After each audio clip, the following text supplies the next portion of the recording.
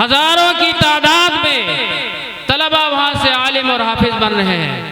وہ اتنا بڑا ادارہ کہ جس ادارے کے محتمم ہمارے بیچ گونڈا کی سرزمین سے تشریف لائے عظیم المرتبت رہبر قوم ملت حضرت مولانا عظیم اللہ صاحب دامت برکاتہ محتم مدرسہ فرقانیہ گونڈا تشریف فرما ہے۔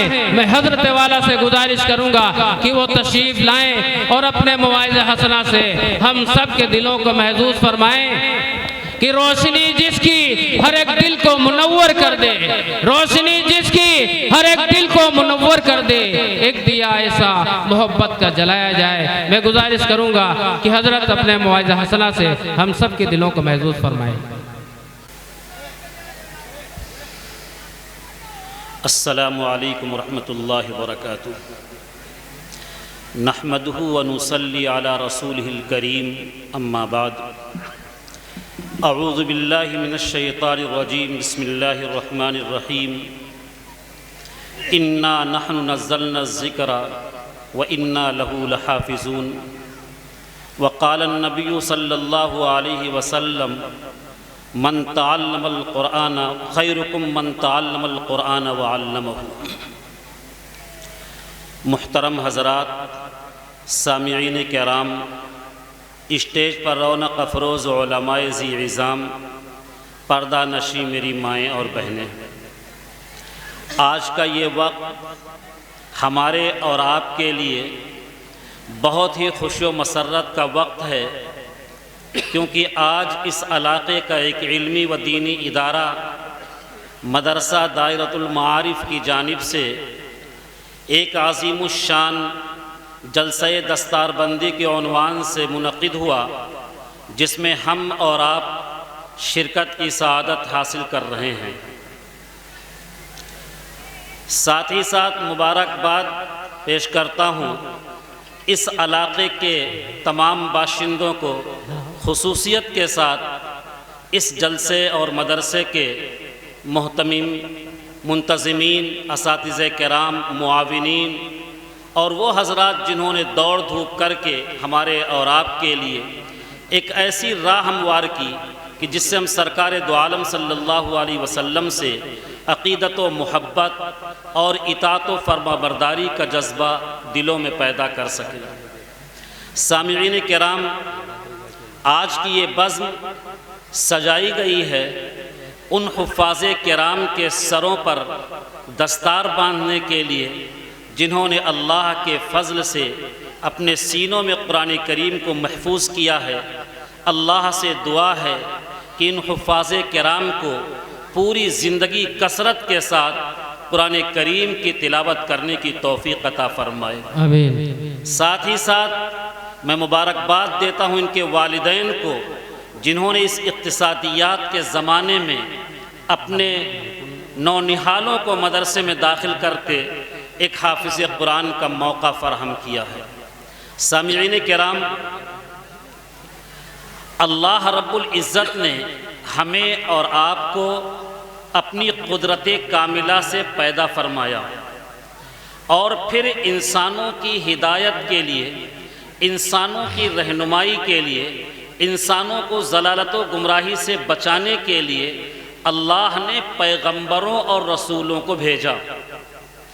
یہ پیغمبری، نبوت اور رسالت جو ہے وہ خالص ایک وہابی چیز ہے، اس میں کسب کا کوئی دخل نہیں ہے۔ اللہ جس کو نبوت عطا کر دے گا وہی نبی ہوگا، اور جس کو عطا نہیں کرے گا وہ نبی نہیں ہو سکتا۔ کتنا بھی وہ دعویٰ کرے وہ خود جھوٹا اور کذاب، اور جو اس کے ماننے والے ہوں گے ان کا بھی انجام بہت برا ہوگا، چونکہ اللہ کہتا ہے اللہ عالم حیث یجعل رسالتہ، اللہ ہی بہتر جانتا ہے کہ اپنی رسالت کس کو عطا کرے گا۔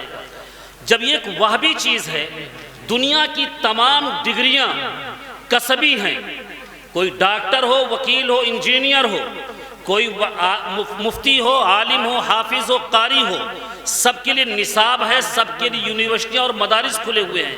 انسان محنت کرتا ہے، مجاہدہ کرتا ہے، کوشش کرتا ہے، وکیل اور ڈاکٹر انجینئر بنتا ہے، مدرسے سے عالم اور حافظ اور مفتی بنتے ہیں، لیکن نبوت ایک ایسی چیز ہے جو محنت اور کسب سے حاصل ہونے والی چیز نہیں ہے، یہ اللہ کی عطا کی ہوئی چیز ہے۔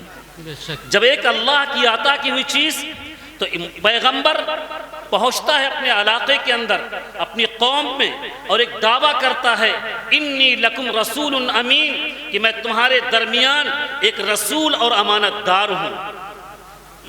اب یہ ایک دعویٰ ہے، اتنا بڑا دعویٰ کہ میں اللہ کا رسول ہوں، امانت دار ہوں، اور صرف انسان دعویٰ کرے، ثبوت نہ پیش کر سکے، دلیل نہ لا سکے، تو دعویٰ بڑا کمزور ہوتا ہے۔ اس لیے ہر دعوے کے لیے دلیل کی ضرورت ہے۔ جب محمد رسول اللہ صلی اللہ علیہ وسلم کو نبوت دی گئی اور آپ نے بھی اپنی قوم میں جا کر کے کہا انی لکم رسول امین، کہ میں تمہارے درمیان رسول ہوں، امانت دار ہوں، تو اس وقت دلیل کی ضرورت ہوئی۔ اللہ تبارک و تعالیٰ نے قرآن کریم جیسی عظیم کتاب کو آپ کی نبوت اور رسالت پر دلیل بنا کر کے پیش کر دیا۔ تو یہ قرآن کریم آپ کے نبوت کی دلیل ہے۔ جب یہ دلیل قرآن کریم کی، اب مسئلہ یہ ہے کہ جب تک دعویٰ رہتا ہے، جب تک دلیل کی ضرورت ہوتی ہے۔ جتنے پیغمبر گزرے ہیں، ایک خاص علاقے کے لیے، ایک خاص قوم کے لیے ان کا دعویٰ تھا کہ میں پیغمبر ہوں، اس واسطے جو بھی معجزے اور دلیل دیے گئے وہ وقتی تھا۔ ہم سب کے محسن تاجدار مدینہ جناب محمد رسول اللہ صلی اللہ علیہ وسلم چونکہ قیامت تک کے پیغمبر ہیں، سارے عالم کے لیے پیغمبر ہیں، اس واسطے آپ کی دلیل بھی قیامت تک کے لیے ہے۔ اسی لیے اللہ رب العزت نے فرمایا اِنَّا نَحْنُ نَزَّلْنَا الذِّكْرَ وَإِنَّا لَهُ لَحَافِظُونَ، کہ بے شک ہم نے قرآن کریم کو نازل کیا ہے اور ہم اس کی حفاظت کرنے والے ہیں۔ اس جملے کے اندر حفاظت کرنے کا مفہوم کیا ہے؟ کہ ہم قرآن کریم کو لائبریری کے اندر رکھ دیں، قرآن کریم کو کتب خانوں میں محفوظ کر دیں، قرآن کریم کو غلافوں میں باندھ کر کے گھروں میں صحیفے رکھ دیں، یہ محفوظ ہونا ہے؟ نہیں، بلکہ قرآن کریم کو اللہ نے جو حفاظت کا وعدہ کیا ہے، اس کے الفاظ، اس کے معنی، اس کے لب و لہجہ، اللہ کہتا ہے سب کی حفاظت کریں گے۔ چنانچہ الفاظ کی حفاظت کے لیے اللہ نے حفاظ کے سینوں کو منتخب کیا ہے، معنی کی حفاظت کے لیے علماء کے طبقے کو کھڑا کیا، مخارج اور لب و لہجے کی حفاظت کے لیے اللہ نے مجودین کے طبقے کو کھڑا کیا۔ اب حفاظت کا اللہ نے وعدہ لیا ہے، اس حفاظت کے پیچھے، اس کے پس پردہ اللہ بہت ساری چیزوں کی حفاظت کرنا چاہتا ہے۔ جو اصل تو قرآن کریم کی حفاظت کرنا ہے، اور جو قرآن کریم سے جڑ گیا، جو قرآن کریم کے اسباب میں لگ گیا، اللہ اس کی بھی حفاظت کرے گا، حفاظ کی حفاظت کرے گا، علماء کی حفاظت کرے گا، مدارس و مساجد کی حفاظت کرے گا۔ بس ضرورت ہے کہ ہم اپنے آپ کو قرآن کریم سے اپنا تعلق جوڑ لیں، اس سے رشتہ مضبوط کر لیں۔ آپ اس کو ایک مثال سے سمجھیں، آپ گھر کے اندر ایک الماری ہوتی ہے، آپ اس کی کتنی حفاظت کرتے ہیں؟ کیوں؟ اس لیے کہ وہ لوہے کی ہے؟ نہیں، بلکہ اس لیے حفاظت کرتے ہیں کہ اس کے اندر ہم نقد روپیہ رکھتے ہیں، سونے چاندی رکھتے ہیں، جواہرات رکھتے ہیں، اس لیے ہم کمرے کے اندر حفاظت کرتے ہیں، اس میں بھی چابی لگا کر کے لاک میں رکھتے ہیں۔ ایسے ہی اگر اس کے اندر سونے چاندی جواہرات روپے پیسے نہ ہو تو لوہے کی حفاظت کا پھر کوئی خاص ہمارے ذہن پر خوف مسلط نہیں رہے گا۔ یہی حال ہے، یہ ہمارا پورا جسم ایک سیف الماری کی طرح ہے۔ اگر ہم نے قرآن کریم کو محفوظ کیا ہے، ہم نے قرآن کریم سے اپنا تعلق پیدا کیا ہے، ہمارا تعلق قرآن کریم سے مضبوط ہے، تو پھر اللہ کہتا ہے کہ ہم قرآن کریم کی حفاظت کریں گے اور اس کی وجہ سے تمہاری اور سب کی حفاظت ہوتی رہے گی۔ لیکن اگر ہم نے قرآن کریم سے تعلق ختم کر لیا تو پھر اس جسم کی حفاظت کا کوئی وعدہ نہیں ہے۔ ایسے ہی آپ سمجھیں یہ مسلمان پوری دنیا کے لیے رونق تھے، زینت تھے، تاکہ دنیا ان سے سبق لے، لیکن آج ہم نے اپنا تعلق قرآن کریم سے توڑ لیا ہے، الگ کر لیا ہے، اس واسطے ہم ذلیل و خوار ہو کر کے زندگی گزار رہے ہیں۔ آپ اس کو بھی ایک مثال سمجھیں، جیسے کہ ایک پتا ہو، وہ درخت سے لگا ہوا ہے، ہرا بھرا، تر و تازہ، آکسیجن بھی دیتا ہے، لوگوں کے لیے رونق اور زینت کا سامان بھی بنتا ہے، لیکن اگر اس پتے نے سوچا یہ ساری رونق اس کی لگنے کی وجہ سے ہے، اپنے آپ کو الگ کر لے تو پھر کیا سزائیں ملیں گی؟ وہ پتا مرجھائے گا، دھوپ کی تبش اس کو زرد کر دے گا، ہوا کے جھونکے اس کو اڑا دیں گے، پھر کوڑے میں ڈال دیا جائے گا۔ ایسے ہی جب تک ہم قرآن کریم سے اپنا تعلق مضبوط رکھیں گے، رات و دن اس کی تلاوت کریں گے، اس کے احکام پر عمل کریں گے، تو پھر ہم بھی پوری دنیا کے لیے رونق اور زینت ہوں گے۔ لیکن اگر ہم نے الگ کیا تو ہمارا بھی وہی حال ہوگا جو پتے کا ہوتا ہے۔ اس لیے ضرورت ہے کہ ہم اور آپ اپنا تعلق قرآن کریم سے مضبوط جوڑیں۔ ذرا سوچو، آج ہم نے قرآن کریم سے اپنا تعلق کتنا کمزور کر لیا۔ مسلم محلوں کی پہلے پہچان ہوا کرتی تھی کہ نکل جاؤ کسی مسلم محلے میں تو صبح صبح قرآن کریم کے ہر گھر سے قرآن کریم کی تلاوت کی آواز آیا کرتی تھی، لیکن آج ایک بہت بڑا طبقہ سویا ہوا رہتا ہے، جاگتا ہے تو فکر ہوتی ہے اسے کھیت کھلیان کی، فکر ہوتی ہے تو موبائل کے دیکھنے کی، فکر ہوتی ہے تو اخبار کے پڑھنے کی، فکر ہوتی ہے تو ہوٹلوں پہ بیٹھنے کی، نہیں موقع ہے، نہیں فکر ہے تو صرف قرآن کریم کی تلاوت کی فکر نہیں ہے۔ ذرا ہم نے سوچا کبھی کہ اللہ کے رسول قیامت کے دن اللہ کے سامنے کہیں گے یا ربی ان قومی اتخذوا ھذا القرآن مہجورا، کہ اے رب اس قوم نے، میری قوم نے قرآن کو چھوڑ دیا تھا۔ یہ آیت تو خاص طور سے منکرین کے لیے ہے، جنہوں نے قرآن کریم کا انکار کر دیا، لیکن جو قرآن پر ایمان لانے والے ہیں لیکن قرآن کریم کی تلاوت کا اہتمام نہیں کرتے ہیں، قرآن کریم کے معنی میں غور نہیں کرتے ہیں، ان کا بھی، وہ بھی اس کے مصداق ہیں۔ حدیث کے اندر ہے کہ من تعلم القرآن ولم یتعہدہ، جس نے قرآن کریم کو پڑھا وعلق مصحفہ، اور اس کے مصحف کو، اس قرآن کریم کو لپیٹ کر کے لٹکا دیا، لم یتعہدہ، اس میں اس کی تلاوت کا اہتمام نہیں کیا، ولم ینظر فی، اور اس کے معنی میں غور و فکر نہیں کیا، جاء یوم القیامت متعلقا فی، تو قیامت کے دن آئے گا اس حال میں کہ قرآن اس کے گردن میں لٹکا ہوا ہوگا۔ کیا کبھی ہم نے سوچا کہ قرآن ہمارے اور آپ کے خلاف اللہ سے شکایت کرے گا کہ یا ربی ان عبدک اتخذنی مہجورا فاقضی بینی و بینہ، کہ اے میرے پروردگار بے شک تمہارے بندوں نے مجھے چھوڑ دیا تھا، بس آپ میرے قرآن کریم، میرے اور بندے کے درمیان فیصلہ کر دیجئے۔ آج جو حالات کا رونا ہم رو رہے ہیں، ہم روتے تو ہیں کہ ہماری حکومت ظالم اور دشمن ہے، ہم روتے تو ہیں کہ وہ ہمارے خلاف پالیسیاں بناتی ہے، لیکن کبھی ہم نے اس کے اسباب پر غور نہیں کیا۔ ہم حکومتوں کی تبدیلی سے ہم چاہتے ہیں کہ ہمارے حالات بدلیں گے، ہرگز نہیں بدلیں گے۔ جو حالات آئے ہوئے ہیں اس کے قرآن کریم کہتا ہے اس کی دو وجہ ہو سکتی ہیں بنیادی طور پر۔ ایک وجہ تو اللہ کا نظام ہے کہ اپنے مومن بندوں کی آزمائش کرنا، اپنے مومن بندوں کو آزمانا، اور دوسرا پہلو ہو سکتا ہے کہ یہ ہمارے اعمال، ہمارے کرتوت، ہماری بدعمالیوں کی سزا اور وبال ہو۔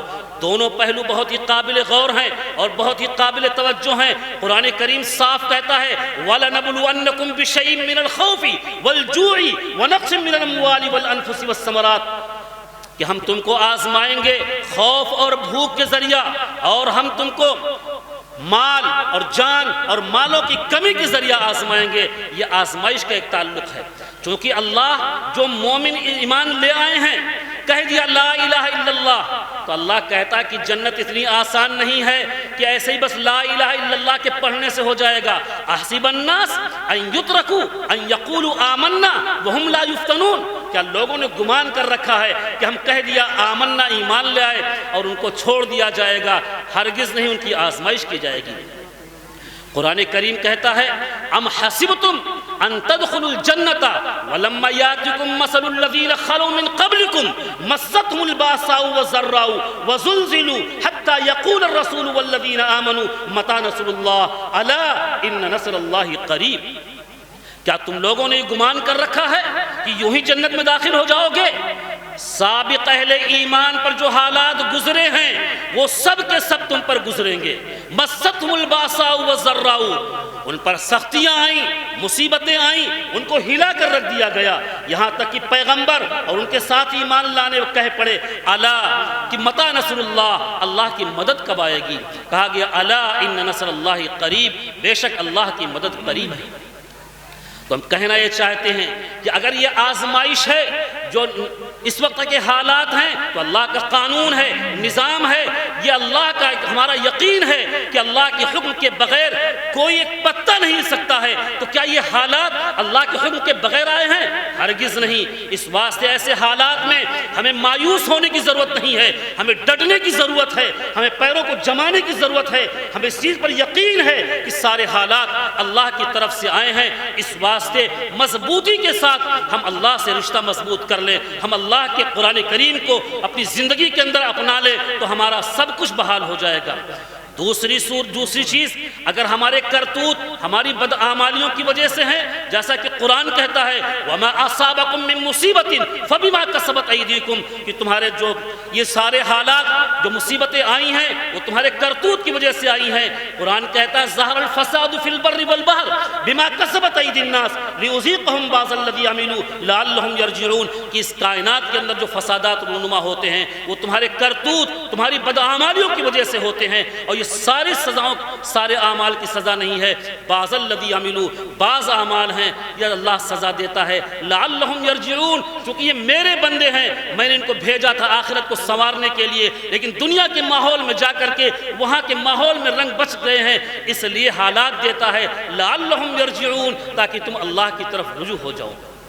اس لیے اگر ہم چاہتے ہیں اپنے حالات کو بدلنا، ہم چاہتے ہیں عزت و سکون کے ساتھ رہنا، ہم چاہتے ہیں ایک خوددار قوم کی زندگی گزارنا، تو پھر ہمیں اپنے اندر تبدیلی پیدا کرنی ہوگی، سنتوں کو عزت دینا ہوگا، اللہ کے احکام پر عمل کرنا ہوگا۔ ایک ضابطہ اللہ نے بیان کیا ہے ان اللہ لا یغیر ما بقوم حتی یغیر ما بانفسہم، کہ بے شک اللہ کسی قوم کے حالات کو نہیں بدلتا جب تک کہ وہ قوم خود اپنے حالات کو نہ بدل لے۔ اس لیے اگر ہم چاہتے ہیں کہ حالات بدلے، ہم پر جو پریشانیاں اور دشواریاں ہیں، روز بروز نئی نئی مصیبتیں آ رہی ہیں، تو پھر حکومتوں کے بدلنے کا انتظار نہ کریں، ہاتھ پر رکھ کر کے بیٹھیں نہ، بلکہ اپنی زندگی کو تبدیل کر لیں۔ اگر ہم نماز کے پابند نہیں ہیں تو نماز کی پابندی کرنے والے بن جائیں۔ اگر ہمارے دن کے نظام میں قرآن کریم کی تلاوت نہیں ہے تو اپنا نظام بنائیں کہ قرآن کریم کی تلاوت کریں گے۔ اگر ہم جھوٹ بولتے ہیں، چوری کرتے ہیں، زنا کرتے ہیں، چغل خوری کرتے ہیں، غیبت کرتے ہیں، ان تمام چیزوں کو چھوڑنے والے ہو جائیں، اللہ کے سامنے روئیں، گڑ گڑائیں، معافی مانگیں، اللہ ہمارے آپ کے حالات کو بدل دے گا۔ وآخر دعوانا الحمدللہ رب العالمین۔